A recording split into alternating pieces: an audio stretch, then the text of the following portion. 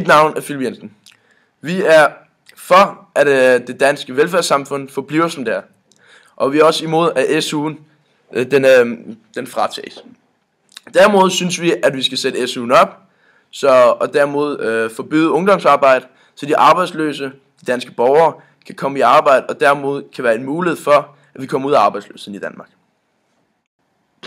Hej, jeg hedder Daniel.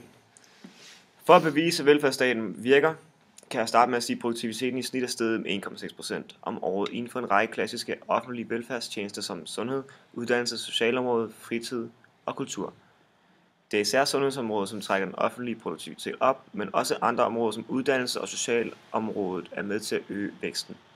Til sammenligning er produktiviteten kun steget med 0,3% i den private sektor. Jeg hedder Camilla Hollesen, og jeg synes, at det danske velfærdssamfund det er rigtig godt, fordi det at være 65 år i dag, det er det samme som bare for 10 år siden.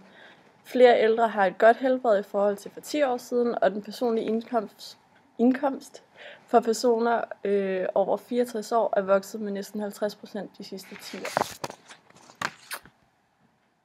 Jeg hedder Emma Jørgensen. Halløj. Velfærdsstaten, det giver frihed til at gøre, hvad man vil, når man vil. I stedet for at skulle sidde eller ligge og vente på, at hjemmehjælperen ringer på døren. Ding dong. Og så i sundhedsvæsen er der en frihedsskabende udvikling i gang.